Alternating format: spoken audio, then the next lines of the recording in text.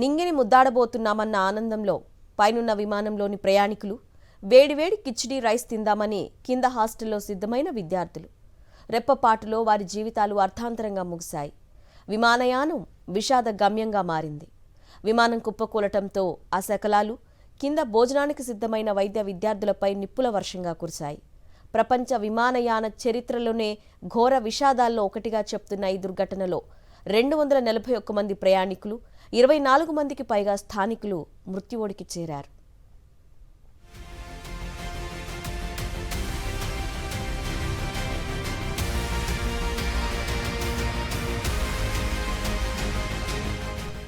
మాటల కందని పెను విషాదం. భారత విమానయాన చరిత్రలోనే అత్యంత దారుణమైన ఘటన. గుజరాత్లో ఘోర విమాన ప్రమాదం జరిగింది. 230 మంది ప్రయాణికులు, 12 మంది సిబ్బందితో అహ్మదాబాద్లోని సర్దార్ వల్లభాయ్ పటేల్ అంతర్జాతీయ విమానాశ్రయం నుంచి మధ్యాహ్నం 1:30 లండన్ బయలుదేరిన air India Boeing 787-8 dream liner AI-171 విమానం టేకాఫ్ అయిన 39 సెకండ్లలోపే కుప్పకూలింది. కేవలం 625 అడుగుల ఎత్తుకు వెళ్లగానే విమానంలో అనూహ్య సమస్య తలెత్తింది. దాంతో అది శరవేగంగా కిందికి దూసుకొచ్చింది. చూస్తూ ఉండగానే రన్వే సమీపంలో మేఘానీ నగర్లోని BJ medical college, city civil hospital సముదాయంపై పడి ఒక్కసారిగా పేలిపోయింది. ఒళ్ళు గగ్గురు పొడిచే ఈ దారుణంలో విమానంలో ఉన్నవారిలో ఒక్కరు మినహా 241 మంది దుర్మరణం పాలయ్యారు. ఎయిర్ ఇండియా ఈ మేరకు ధృవీకరించింది. మృతుల్లో గుజరాత్ మాజీ ముఖ్యమంత్రి విజయ్ రూపానీ కూడా ఉన్నారు. 230 మంది ప్రయాణికుల్లో 169 మంది భారతీయులు కాగా 53 మంది బ్రిటన్ వాసులు, 7 పోర్చుగల్ వాసులు, 1 కెనడా పౌరుడు. వీరితో పాటు 2 పైలట్లు, 10 మంది సిబ్బంది ఉన్నారు.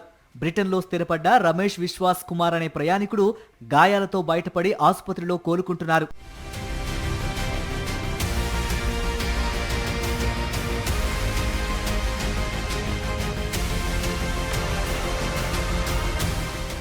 విమానం తొలుత మెడికల్ కాలేజీ క్యాంటీన్ పై పడి పేలిపోయింది. ముక్కలై మంటల్లో కాలిపోతూనే పక్కనున్న బాయ్స్ హాస్టల్ భవనంపైకి దూసుకెళ్లింది. దాంతో 2 భవనాలు తీవ్రంగా ధ్వంసమయ్యాయి. వాటితో పాటు పరిసరాల్లోని పలు బహుళ అంతస్తుల భవనాలు కూడా మంటలంటుకొని కాలిపోయాయి. ప్రమాద సమయంలో క్యాంటీన్లో చాలా మంది వైద్య విద్యార్థులు, రెసిడెంట్ డాక్టర్లు మధ్యాహ్న భోజనం చేస్తున్నారు. వారితో పాటు హాస్టల్ వాసుల్లో కూడా పలువురు ప్రమాదంలో గాయపడ్డారు. వారిలో కనీసం 24 మంది మరణించినట్లు చెబుతున్నారు. ఒక వైద్యుడు, 4 MBBS విద్యార్థులు, వైద్యుని భార్య మృతి చెందిందని ఆసుపత్రి వర్గాలు ధృవీకరించాయి. 60 మందికి పైగా వైద్యులు, వైద్య విద్యార్థులు గాయపడ్డారు. వారిలో 19 మందికి తీవ్ర గాయాలయ్యాయి. 5 పరిస్థితి విషమంగా ఉంది అని federation of all India medical association పేర్కొంది. వారందరినీ హుటాహుటిన ఆసుపత్రులకు తరలించారు. ఈ నేపథ్యంలో మృతుల సంఖ్య మరింత పెరిగేలా ఉంది. విమాన శకలాలు ధ్వంసమై కాలిపోయిన భవనాలు, కార్లు, చెట్లు తదితరాలతో ప్రమాద స్థలి భీతావహంగా మారింది. విమానాశ్రయ, అగ్నిమాపక, NDRF, BSF, CISF, సైనిక, స్థానిక సిబ్బంది హుటాహుటిన రంగంలోకి దిగి సహాయక చర్యలు చేపట్టారు. ప్రమాద స్థలాన్ని కేంద్ర హోంమంత్రి అమిత్ షా పరిశీలించారు. అధికారులను వివరాలు అడిగి తెలుసుకున్నారు. అలాగే ఆసుపత్రిలో చికిత్స పొందుతున్న వారిని పరామర్శించారు కేంద్ర హోంమంత్రి అమిత్ షా.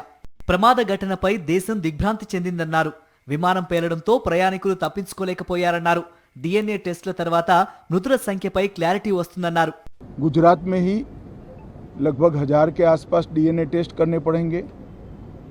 ये सभी टेस्ट करने की क्षमता गुजरात में विकसित है, तो DNA टेस्टिंग के लिए कहीं गुजरात के बाहर जाने की ज़रूरत नहीं पड़ेगी. गुजरात की FSL और नेशनल फॉरेंसिक साइंस यूनिवर्सिटी दोनों मिलकर कम से कम समय में DNA का परीक्षण पूरा करने के बाद परिवारजनों को अपना मृतदेह परिजन का मृतदेह सौंपने का काम करेंगे. ప్రమాదం తాలూకు వీడియో ప్రపంచవ్యాప్తంగా వైరల్ అయింది. విమానం తాలూకు జంట ఇంజన్లలో టేకాఫ్ కు అవసరమైన పూర్తి స్థాయి థ్రస్ట్ లోపించడమే ప్రమాదానికి కారణమని వైమానిక నిపుణులు భావిస్తున్నారు. లేదంటే ఇంజన్లను పక్షులు ఢీకొట్టి ఉండొచ్చని కూడా చెబుతున్నారు.